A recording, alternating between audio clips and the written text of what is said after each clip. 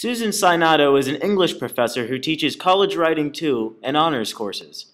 She says in her classroom, students are given every opportunity to succeed, and that her high grades reflect that success. And so the projects that end up, when I see the final projects for them within the course of each unit, they end up being very, very strong. They end up learning a lot more from those projects, from the active learning that they are doing, than they would if they just took notes from my lecturing constantly. I try to provide a flexibility for them so that they are not writing papers on subjects I would prefer them to write papers on. And I try to provide opportunities for them to be successful if they choose wisely.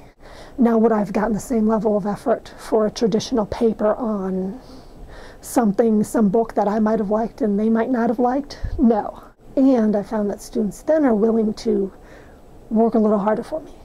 And when they're willing to work a little harder, when they're willing to revise, then the grades go up. Is it grade inflation? And sometimes it may be, but sometimes it may also be the structure of the course allows for students to rework their work. What happens is that they are then allowed to see that they are part of their own success or failure.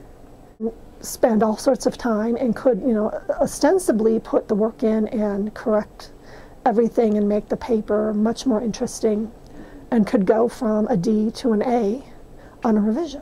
That person can literally jump within the last 3 weeks of class from struggling to a B plus, A minus, A, depending upon how much, again, it goes back to the work the person is willing to put into the course.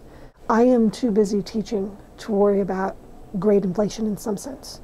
I can't worry about anything else other than what I'm hoping the students will gain from my courses. A lot of these honor students are used to very, very, very difficult, tough AP teachers. My philosophy is we're in a course safe, we're in the sanctuary in some sense, and it's time to make mistakes. I don't want to say I have to give us, if I follow the bell curve, I need to give X number of Fs, X number of Cs, X number of As.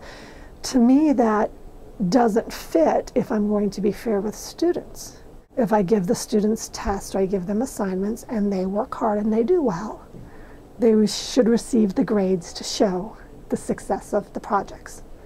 I should not say, well, I'm sorry, people, but so many of you, if I get the true bell curve out, 5 of you have to fail in this class. Who's going to fail today?